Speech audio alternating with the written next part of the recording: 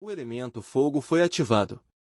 As chamas avançaram contra o Minotauro, que ergueu as mãos para se proteger. Atravessando o fogo, o monstro soltou um rugido furioso. Aproveitando a investida, o protagonista conseguiu golpear as pernas da criatura. O Minotauro caiu de joelhos. O jogador, agora atrás dele, disse para o monstro não se enfurecer tanto. Apertando o cabo da adaga, ele pensou que, conforme os músculos crescem, a carne fica mais rígida. Um sorriso satisfeito surgiu em seu rosto. O Minotauro abaixou a cabeça, soltando vapor pela boca. Havia chegado o momento do monstro usar seu último recurso. Seus olhos brilharam intensamente. Uma notificação anunciou que o guardião do labirinto ativou o estado Berserk de nível 10. O Minotauro esticou os braços e abriu a boca, enquanto seus músculos aumentavam drasticamente.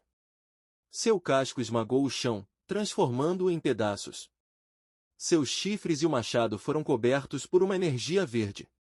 O monstro rosnou furiosamente, exibindo as presas.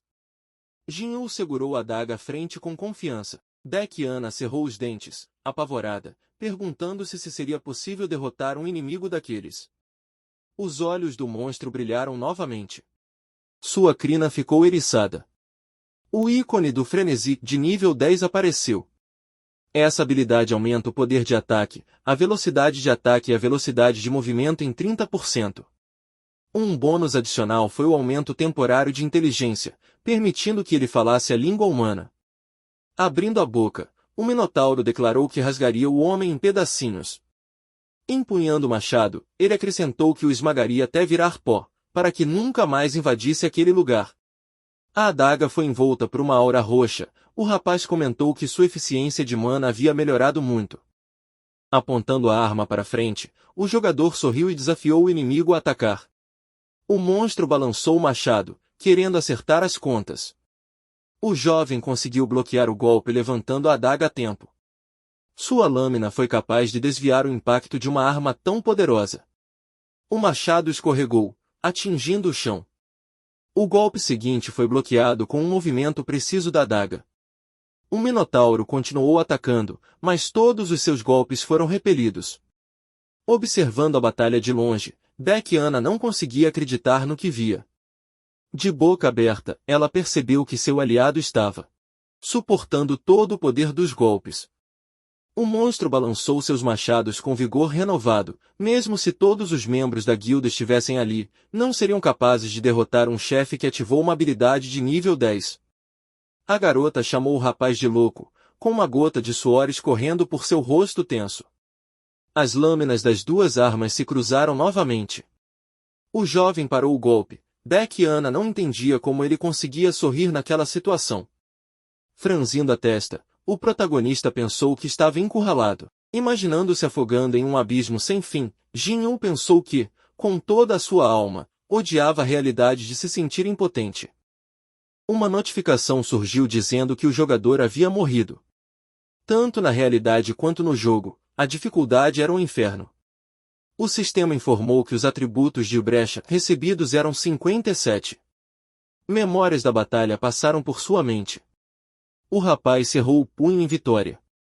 Um enorme tigre surgiu atrás dele. O mundo reagia à sua presença. Sorrindo, o jogador aparou outro golpe, e uma notificação sobre o aumento dos atributos de Brecha apareceu. Graças à adaga, ele conseguiu evitar o impacto. O machado abriu um buraco no chão de pedra. O Minotauro estremeceu. O Minotauro estremeceu, confuso. Fragmentos de pedra subiram pelo ar. O jovem colocou a adaga à frente e avançou para atacar. Graças aos seus golpes velozes como um relâmpago, o corpo do monstro foi coberto por feridas causadas pela adaga. O protagonista avançou decisivamente, com sua arma envolta em energia roxa. Erguendo o punho, o monstro declarou que seu oponente só era capaz de usar truques. Afirmando que não havia sobrado sequer um arranhão nele, o Minotauro mirou o punho contra o inimigo. Um clarão brilhante surgiu à sua frente e uma onda de choque varreu a sala. O jogador pousou no chão de pedra. O punho do monstro parou bem na frente do seu rosto. A notificação informou que o tempo do estado frenesi nível 10 do Guardião do Labirinto havia expirado. Olhando para o inimigo paralisado, Jin Yu declarou que os 5 minutos haviam passado. O Minotauro cerrou os dentes com irritação. O demônio de chifres foi envolto em chamas, o frenesi permitia exercer força máxima por 5 minutos, mas depois disso haveria uma penalidade onde o usuário cairia em um estado de animação suspensa por 24 horas. Uma notificação correspondente apareceu alertando sobre a penalidade. O Minotauro caiu no chão. Olhando sua janela de status, o rapaz viu que tinha 50 pontos de atributos de brecha, o que poderia reduzir a diferença de 19 níveis. Sorrindo, ele pensou que nos próximos dias alcançaria os 100 pontos. Baek-Yan olhou de trás da pedra, perguntando se a batalha havia terminado. O jogador respondeu que a incursão havia acabado, mas que eles só conseguiram se livrar do monstro por um tempo. Ao ouvir que o monstro apareceria novamente se o labirinto mudasse e um dia se passasse, a garota abriu a boca horrorizada. Apontando 2 dedos para frente, o jovem declarou que ainda restavam 20 dias. 20 dias depois, o chão de pedra da masmorra foi destruído. O Minotauro ergueu seu machado acima da cabeça. O jovem desviou facilmente de um golpe cortante vindo da direita. A notificação relatou um aumento nos atributos de brecha. Saltando, ele evitou um golpe baixo. Uma notificação apareceu dizendo que o número de atributos de brecha recebidos era igual a 100. Abrindo a boca furiosamente, o monstro avançou para atacar. O punho do inimigo atingiu o seu queixo, com o Minotauro tornando-se mais fraco a cada ponto que o rapaz ganhava. Lançando o inimigo para trás, o jovem disse que tudo aquilo era por causa do seu humor. Ele pisou firmemente no chão. Erguendo-se sobre o monstro derrotado, o protagonista declarou que havia chegado a hora de se despedirem. Sorrindo, ele olhou para trás. Encarando Baek-Yan, Jin disse que precisava decidir o que fazer com ela. A garota, levando a mão ao peito, perguntou o que ele queria dizer com o que fazer com ela. Ao ouvir que, de agora em diante, o jogador estaria reunindo estagiários para a companhia de velhos, Baek-Yan abriu a boca em surpresa. Semicerrando os olhos, o rapaz perguntou se ela realmente não estava interessada. Franzindo as sobrancelhas, a garota gritou que estava muito interessada em tal oferta, pois há muito tempo desejava se juntar a algo assim. O jogador a elogiou por sua determinação. Aproximando-se dela, ele pediu que ela explicasse como poderia ser útil para a companhia no futuro. Levando a mão ao peito, Baek-Yan respondeu que sua habilidade de contato pessoal certamente seria útil na gestão da empresa. Pensando que já havia dominado essa habilidade, o rapaz ergueu as sobrancelhas de forma questionadora. A garota respondeu que nunca o trairia.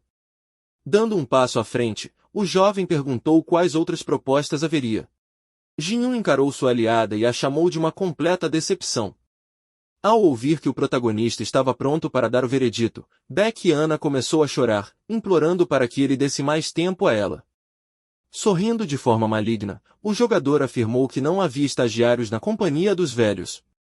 Erguendo as sobrancelhas com medo, a garota gritou que entregaria o anel de Braum para ele.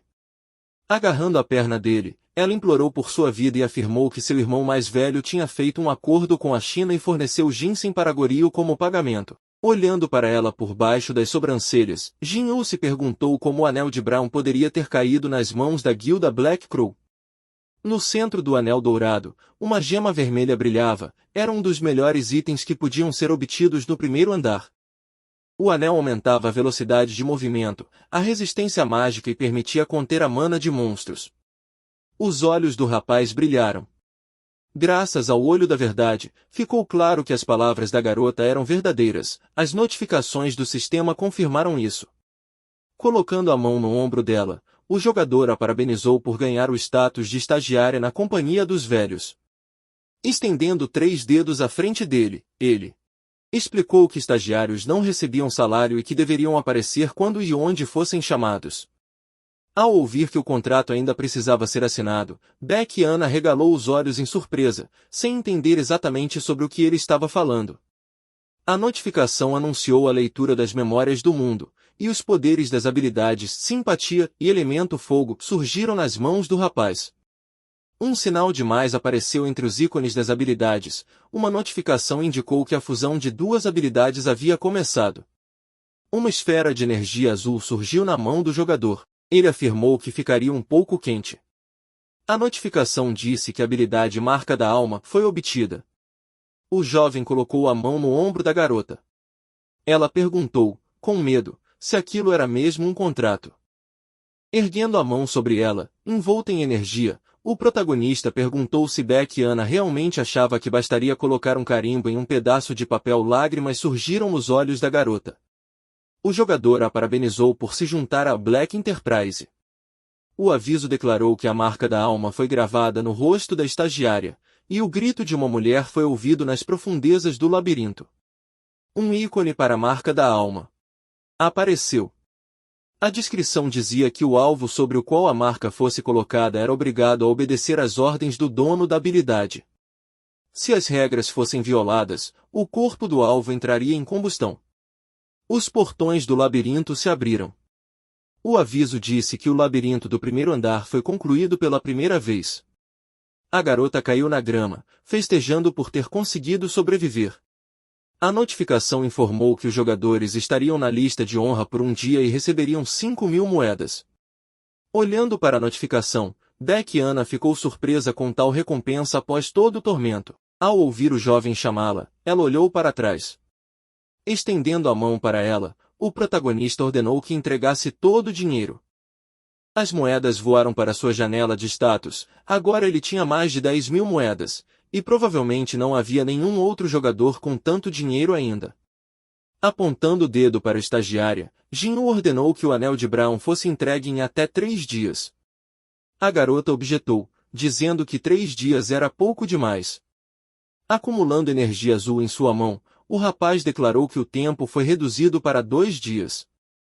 Uma queimadura no formato de uma palma humana apareceu no rosto de Beck Ana, e ela prometeu trazer o anel. A notícia era que a guilda Dangun iria desafiar o monstro-chefe do terceiro andar da Torre de Provações. Em uma tela gigante no topo de um prédio, um homem de terno anunciou que, em uma semana, a guilda mais forte da Coreia, a Dangun, planeja derrotar o chefe do terceiro andar. Emblemas de diferentes guildas surgiram. A guilda Dangun era líder do país, aumentando suas apostas na competição internacional para conquistar a torre. Os personagens caminharam pela rua passando pela tela, enquanto o apresentador perguntava se havia alguma declaração por parte dos chineses. Franzindo as sobrancelhas em confusão, o homem disse que era melhor tentar capturar a torre por conta própria do que esperar por ajuda de outro país, já que a guilda Dangun era capaz de lidar com isso sem apoio externo. Observando o que acontecia na tela, o jogador se perguntou se essas pessoas iriam se arrepender da decisão de ir atrás do chefe do terceiro andar. Ao imaginar a torre, ele percebeu que eles estavam com tanta pressa porque queriam obter o máximo de recursos possível. Analisando o mapa da torre, o jovem decidiu que não havia necessidade de ir para o terceiro ou mesmo para o segundo andar, pois cada andar recebia um prazo de 90 dias. Uma mensagem apareceu sobre avançar para o próximo nível. Muitos monstros surgiram diante do jogador. Em sua opinião, a guilda não seria capaz de completar o andar devido ao nível de dificuldade em constante aumento, e a humanidade não teria uma segunda chance contra a extinção.